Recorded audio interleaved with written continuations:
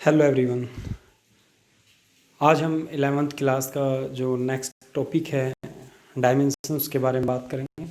अभी तक हमने पीछे पढ़ा था फिजिकल क्वांटिटीज़ के बारे में और फिजिकल क्वांटिटीज़ का कैसे मेज़रमेंट करते हैं, मेज़रमेंट के बारे में और यूनिट के बारे में।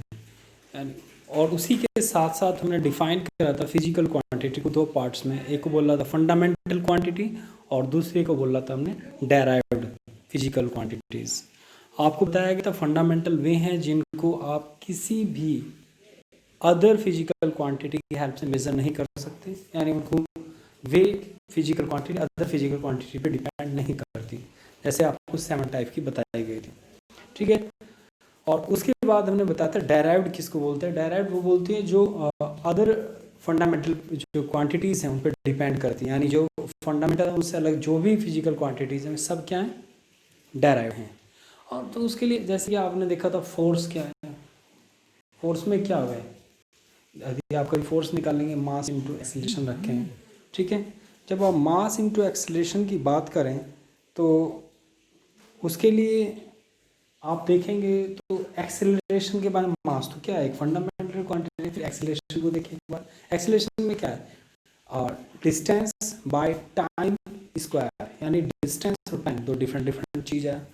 ठीक है। तो डिस्टेंस क्या है, एक अलग फिजिकल क्वांटिटी है और टाइम क्या है वो अलग फिजिकल क्वांटिटी है। इसलिए हम बोल सकते हैं कि जो फोर्स है वो मास पे, डिस्टेंस पे और क्या बोले टाइम पे डिपेंड करेगा। तो इसी बेस पे हम बहुत सारी फिजिकल क्वांटिटीज़ को दिखाते हैं।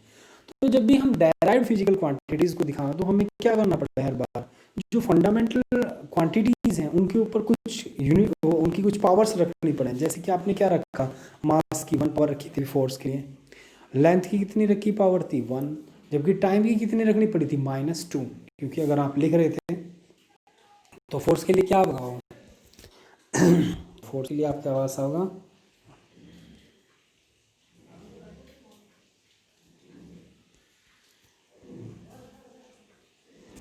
ये लीजिए, फोर्स इज इक्वल टू कितना होगा, मास इंटू एक्सीलरेशन। मास के लिए आप क्या लिखेंगे, यदि आपने देखा था तो हमने किसी फंडामेंटल क्वांटिटी को रिप्रेजेंट करने के लिए कुछ साइंस यूज कर रहे थे, तो हम लिखते क्या, कैपिटल एम। एक्सीलरेशन के लिए क्या लिखेंगे आप, एक्सीलरेशन क्या होगा, लेंथ भैया जो डिस्टेंस ट्रेवल पर टाइम स्क्वायर। ठीक है, यानी हम लिख सकते हैं क्या, एल अपॉन टी स्क्वायर। यदि आप इसे ऊपर लेके जाएंगे तो टी की पावर -2 हो जाएगी, इसलिए हम इसकी पावर्स की फॉर्म में लिखें, हम फोर्स लिख सकते हैं फिजिकल टू एम की पावर 1, ए की पावर 1 और टी की पावर -2। तो जब भी हम किसी डायराइव्ड फिजिकल क्वांटिटी को रिप्रेजेंट करें तो हम क्या करें कि कुछ फंडामेंटल क्वांटिटीज़ हैं उनके ऊपर कुछ पावर्स को हम यूज़ करें। ठीक है। तो जो भी पावर्स हम यूज़ करेंगे फंडामेंटल क्वांटिटीज़ की, उन पावर्स को हम डायमेंशन बोलते हैं। यानी कितने डायमेंशंस में, डायमेंशंस तो आप भी जानते हैं ना, यानी कितनी बार वो चीज़ आई हुई है। ठीक है। जैसे कि किसी की 1 डायमेंशन है, मास की 1 डायमेंशन तो 1, 2 डायमेंशन है 2, 3 डायमेंशन 3, यानी वो मास एक बार इंक्लूड है, 2 बार इंक्लूड है, 3 बार इंक्लूड है। ठीक है। तो जितनी बार भी जो फंडामेंटल क्वांटिटी इंक्लूड होंगी उसी हिसाब से हम लिख देंगे। तो रिप्रेजेंटेशन याद रखना है कि मास के लिए हम क्या यूज करेंगे, एम, और लेंथ के लिए एल, टाइम के लिए टी। पर जब भी हम डायमेंशन की बात करें, हम डायमेंशन को रिप्रेजेंट करें तो हमने एक नई चीज़ यूज करा है, जो हमारा जो ध्यान है वो एक ही तरफ खींचे है कि हम इसकी सिर्फ पावर्स के बारे में सोचेंगे। तो हम जब भी डायमेंशन रिप्रेजेंट करेंगे तो जो आप ब्रैकेट यूज करें वो ये बड़े वाला ब्रैकेट, इसी को आप यूज करें। ठीक है।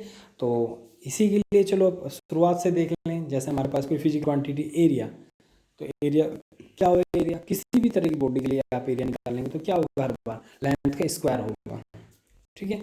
तो जब भी लेंथ का स्क्वायर आ रहा होगा तो उसके लिए आप क्या लिखेंगे, एल स्क्वायर। एल क्या है, फंडामेंटल क्वांटिटी, स्क्वायर क्या है उसकी डायमेंशन, यानी 2 डायमेंशन में वो है। तो जहाँ भी 2 डायमेंशन आया, 2D है ना वो भी, तो जहाँ उसके 2 डायमेंशन आया उसको लिख दिया 2।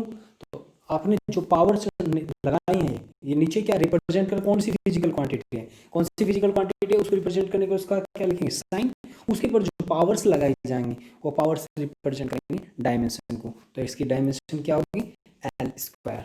ठीक है, यूनिट लिखना चाहो तो मीटर स्क्वायर होगी, 100% है। वॉल्यूम क्या होगा, आपने पढ़ा है मीटर क्यूब, और उसके लिए हम फंडामेंटल क्वांटिटी टर्म्स में लिखेंगे तो क्या है, एल क्यूब। तो जब भी आप डायमेंशन फार्मूला लिखेंगे उसके लिए आप जो बिग ब्रैकेट है इसका ध्यान रखेंगे, इस ब्रैकेट को आप यूज करेंगे। ठीक है, velocity, what is the velocity, velocity is the displacement upon time. यदि आप स्पीड भी लिखेंगे तो स्पीड क्या होगा, ये तो चलो वैसे वेलोसिटी होगी, स्पीड क्या होगा, डिस्टेंस बाय टाइम। क्या डिस्प्लेसमेंट और डिस्टेंस को मेजर करने के लिए हम डिफरेंट डिफरेंट क्वांटिटी यूज करें, नहीं करते ना, हम सिर्फ लेंथ को ही यूज करें। तो दोनों के लिए कैसा डायमेंशन होगा, सेम होगा, चाहे वो स्केलर टर्म्स में हो या वेक्टर टर्म में हो। ठीक है, तो यानी स्पीड हो या वेलोसिटी हो, दोनों के लिए हमारे पास जो उसकी डायमेंशन होगी वो सेम होगी। तो वेलोसिटी के लिए क्या होगा, L length upon time T. तो टी को आप अप साइड में लेके जाएंगे तो क्या हो जाएगा, टी टू द पावर -1। तो यहाँ पर डायमेंशन क्या है, एल की डायमेंशन है 1 और टी की डायमेंशन है -1। तो आप इस तरह से रिप्रेजेंट कर देंगे। इस तरह आप एक्सेलरेशन के लिए, फोर्स के लिए, वर्क, एनर्जी, पावर, ये आप जरूर करें, क्योंकि इसके बाद हम बहुत क्वेश्चन पूछेंगे किन किन डायमेंशन सेम है, और जो हमारे आगे क्वेश्चन सॉल्व होने उसमें डायमेंशन फार्मूला का बहुत बड़ा रोल है। तो आपका पहला काम है डायमेंशन याद करना, और शुरू की जो 20 डायमेंशन है वे तो आपके अच्छी तरह याद होनी चाहिए। बाकी आप जैसे जैसे आगे हम पढ़ते रहेंगे उसमें यूज होती रहेंगे, ध्यान आती रहेंगे, पर आपको 20 डायमेंशन याद होना चाहिए शुरुआत से, जैसे area, volume, velocity, acceleration, force, work, power. ठीक है, तो उस तरह का। अब फोर्स किसी भी टाइप का, फ्रिक्शनल फोर्स हो या इलेक्ट्रिक फोर्स हो, फोर्स होगा तो उसकी डायमेंशन सेम होगी। ऐसा नहीं होगा कि आपने उसका आगे का नाम बदल दिया तो फोर्स थोड़ी बदल जाएगा। ठीक है, उसका कोज बदल सके, वो किसके कारण आया उसी से हाथ से उसको नाम दिया जा। ठीक है, मैकेनिकल फोर्स होंगे जो मशीनरी के कारण, या बॉडी, हमारी बॉडी के कारण, जो मसल्स के कारण, इस तरह जो मैकेनिकल वर्क कर सकते होंगे। ठीक है, तो इस तरह फोर्स तो मैकेनिकल वर्क सदा कर सकेंगे, वो किस तरह उसको जनरेट किया गया फोर्स को उस पर डिपेंड कर रहा है। इलेक्ट्रिसिटी जनरेट कर रहा है इलेक्ट्रिक फोर्स या इलेक्ट्रिक चार्ज से जो करा गया, मैग्नेटिक के कारण मैग्नेटिक फोर्स, पर फोर्स ही होंगे, वो कोई मैकेनिकल वर्क करने की हिम्मत रखते होंगे। ठीक है, उनके अंदर प्रॉपर्टी हो मैकेनिकल वर्क करने की, तो उसी हिसाब से आप इसको देख लेंगे। ठीक है, और याद करेंगे और लिख के दिखाएंगे, ऐसा नहीं होगा कि सबने बस याद कर लिया उसके बाद दिखाना की कोई ज़रूरत नहीं है। ठीक है, इसके बाद है होमोजेनिटी प्रिंसिपल। होमोजेनिटी का मतलब क्या है, चलिए इसको पहले क्लियर कर लें कि अगर आपके पास कोई भी इक्वेशन है, जैसे कि ये लीजिए v इज इक्वल टू, तो पढ़ा होगा आपने सबने, u प्लस t। तो आप इस पूरी इक्वेशन को देखिए, इसमें क्या है, इधर क्या है वेलोसिटी, ये क्या है वेलोसिटी, ये क्या है एक्सेलरेशन इनटू टाइम। तो मैं यदि आपसे नॉर्मली लाइफ में पूछूं, अगर आपसे पूछा जा लेंथ में लेंथ जुड़ेगा कि लेंथ में टाइम भी जुड़ जाएगा, बताइए। कोई ऐसा लगता हो किसी को कि लेंथ में टाइम जुड़ सकता है, टाइम में टाइम नहीं जुड़ेगा, क्या उसमें मास जुड़ सकता है, मास में मास ही जुड़ेगा। यानी एक तरह की फिजिकल क्वांटिटी में उसी तरह की फिजिकल क्वांटिटी को ऐड किया जा सकता है। ऐसा नहीं कि फोर्स में वेलोसिटी ऐड कर दोगे, या तो आपको वेलोसिटी फोर्स के टर्म में चेंज करना पड़ेगा जब आप उसे ऐड कर पाओगे, यानी फोर्स में फोर्स ही ऐड होगा, तो इसलिए वेलोसिटी में वेलोसिटी ही ऐड होगा। तो इसकी डायमेंशन और इसकी डायमेंशन सदा कैसी होंगी, सेम।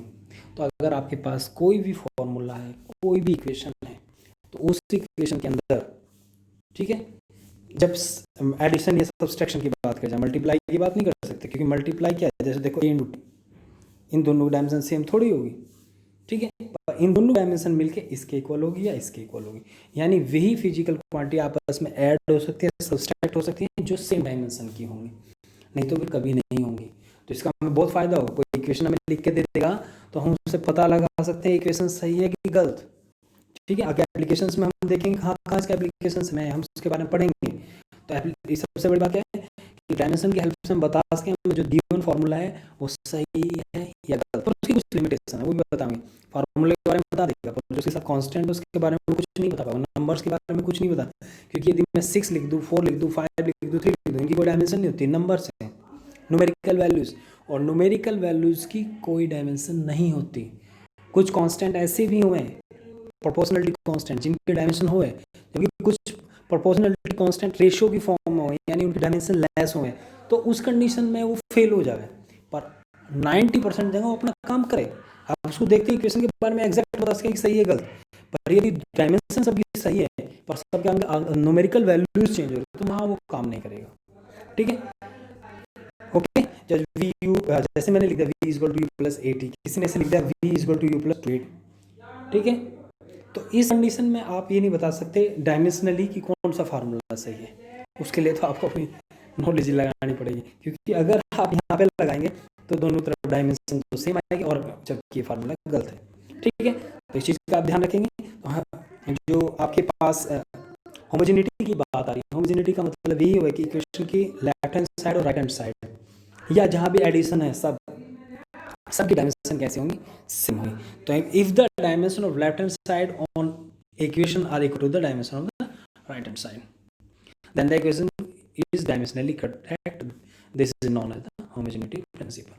तो आप समझ गए मैं क्या कहना चाह रहा है, कि आगे भी देख सकते हैं आप और कुछ भी फॉर्मूला लगा के देख सकते हैं जो भी आपका मन करे। जैसे कि आपसे मैंने एक क्वेश्चन ही पूछ लिया कि f इज इक्वल टू हमारे पास जो है एम ए प्लस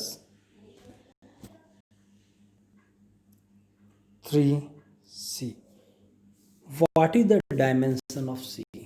मैंने क्वेश्चन ही पूछ लिया आपसे, what is the dimension of c, what is the dimension of a। तो आप इस दो चीज़ के बारे में बताएं। यहाँ a एक्सेलरेशन है, मैं पता हमें, पर यदि एक्सेलरेशन भी ना हो तो कोई और कांस्टेंट होता है, जैसे कि मैं एम ए ना लिखे कुछ और लिख देता है वो। ठीक है, जैसे चलो वही बात है, वही f is equal to 2x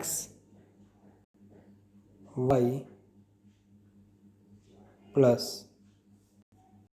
y। अब इस कंडीशन में मैं आपसे पूछूं what is the dimension of y and what is the dimension of x।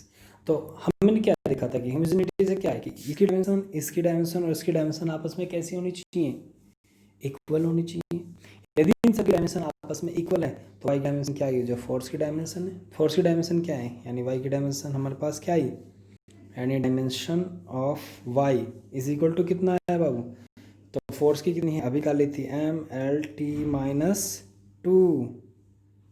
ठीक है, तो इस y के लिए आ गया हमारे पास mlt-2, तो हमें तो निकालनी है किसकी, x की।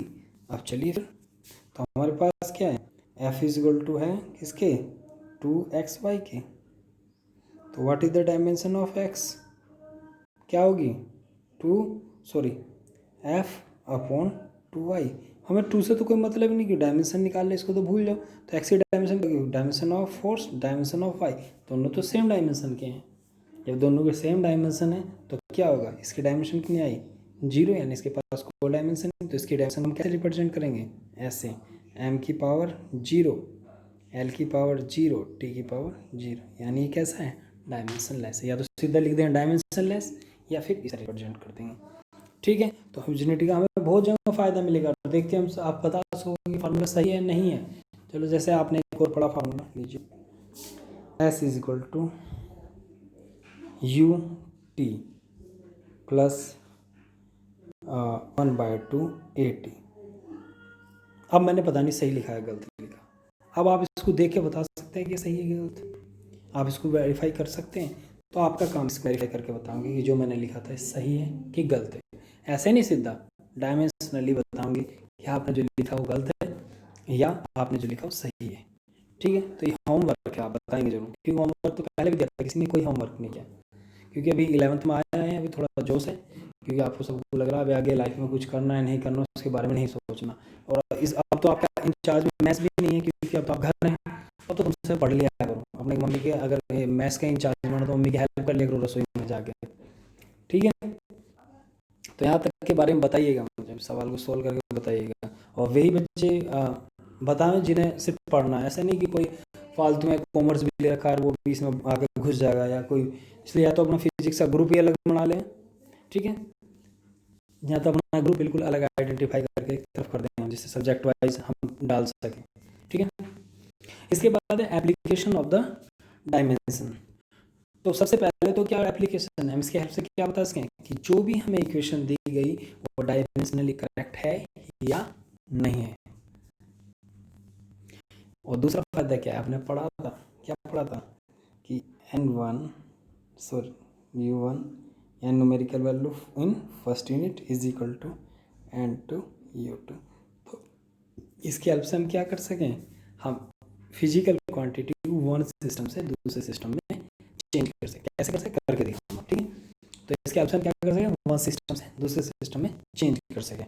और तीसरा काम क्या है, इसके हेल्प से हम हमें सिर्फ जो बता दिया जाता है कि फला फिजिकल क्वांटिटी इस फिजिकल क्वांटिटी या इन फंडामेंटल क्वांटिटीज पे, जरूरी नहीं फंडामेंटल हो या कोई other quantity, in physical quantity पे डिपेंड कर रही है, then the what is the relation between them, यानी एक तरह का फार्मूला जनरेट करना with the help of dimension formula. तो दो ये टॉपिक बहुत ही इंपॉर्टेंट है, तो तीनों ही इंपॉर्टेंट है। कृषि इसके हेल्प तो बहुत आगे तक आओगी, इंजीनियरिंग में बहुत सी बार छोटा सा सवाल आ जाए उसके हेल्प तो बहुत जल्दी आसान से हो जाएगा, क्लियर फार्मूला देकर बताना होगा, ठीक है। और वन सिस्टम से दूसरे सिस्टम में फिजिकल क्वांटिटीज को चेंज करना, थर्ड है रिलेशन जनरेट करना। तो अभी हम इनके बारे में पढ़ेंगे, ठीक है। अब इन यहाँ से क्या हो गया, आपकी स्लाइड तो खत्म होगी, काम मेरा स्टार्ट हो गया, ठीक है। तो शुरू करते हैं वन यूनिट सिस्टम से सेकंड यूनिट सिस्टम में चेंज करना। जैसे कि आपको दिया गया कि कोई फोर्स है एफ, फोर्स की वैल्यू है 30 न्यूटन, ठीक है। और आपको किसी ने बोला कि इसको चेंज करें कहीं में, अगर आपसे चेंज करने के लिए बोला जाएगा इसको, तो आप कैसे चेंज करें न्यूटन को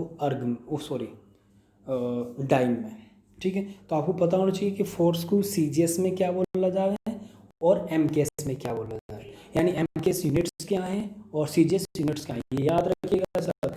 वर्क की भी फोर्स की भी जितनी भी आपके पास अवेलेबल है, किताब उठाओ उसमें से पढ़ो। यदि किताब ना हो तो गवर्नमेंट ने ऑनलाइन अवेलेबल करा रखी सारी एनसीईआरटी किताब, वहाँ से आप किताब ले सकते हैं अपनी। तो हमारे पास क्या कि हमारे पास जो फोर्स है वो कितना है, 30 न्यूटन है, और आपसे बोला गया कि इसको डाइन में चेंज करो, ये फोर्स डाइन में कितना होगा। तो सबसे पहला काम क्या करेंगे, first of all we have to write the dimensional formula of the given physical quantity. The physical quantity is force, the dimensional formula of, यानी dimensional formula of F is equal to कितना होगा, M L T minus 2। तो अब हम शुरुआत करेंगे, late m1 is in, क्योंकि आपको पता होना चाहिए पहले कहीं में दिया गया, आपको दिया गया एम केस में या एसआई में, तो हम लिखेंगे एम कहीं में, अगर हम एम केस में बात करेंगे तो एम इन मीटर, ठीक है। एल सॉरी एम थोड़ी मास, ये नहीं होगा, इसकी जगह लिखें एम इन केजी, ठीक है। तो हम क्या बोलेंगे, सबसे पहला लेट m1 इन kg, L1 in meter and T1 in second and m2 in gram, L2 in centimeter और T2 in सेकेंड। ये तो हमने पहले मान लिया।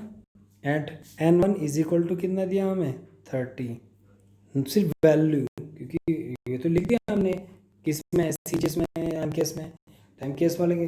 और n2 में क्या करना, फाइंड आउट करना है, n2 हमें क्या करना, फाइंड करना। तो इतनी चीज़ है हमारे पास, ठीक है। तो हम क्या लिखेंगे, डायमेंशनल फार्मूले से क्या हुआ, आपने पढ़ा by the equation of homogeneity, या आपने पढ़ी थी कि n1 u1 लिखेंगे by the equation n1 u1 is equal to n2 u2। What is the value of n1, 30। What is the u1 किसकी यूनिट है, फर्स्ट सीजीएस में कैसे डायमेंशनल फार्मूला लिखेंगे u का, तो आप यहाँ पे क्या लिखेंगे, डायमेंशनल फार्मूला लिखिए कितना होगा, m1 l1 t1 minus 2। Second के लिए हमें n2 तो फाइंड आउट करना, और साइड में क्या लिखेंगे, m2 l2 t2 माइनस 2। तो ये फार्मूला लिख दिया आपने। अब इसके हेल्प से आपको क्या निकालना, n2 निकालना। तो what is the n2, n2 is equal to, इसको इसके नीचे ले जाएंगे तो यहाँ पे क्या आ जाएगा 30, यहाँ पे क्या होगा m1 बाई m2, पावर कितना है 1, l1 बाई l2 पावर कितना है 1, साथ में t1 बाई t2 पावर कितना हो -2। तो फार्मूला कुछ इस तरह आ जाएगा बन के, यानी आपके पास आया n2 is equal to m1 m2।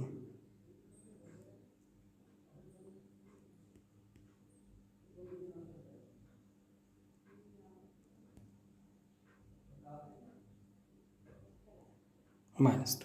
तो अभी आपने लिखा था m1 क्या है m2 क्या है, तो m क्या है मीटर, सॉरी यार फिर वही गड़बड़, kg, और ये क्या है ग्राम, kg बाई ग्राम की पावर 1।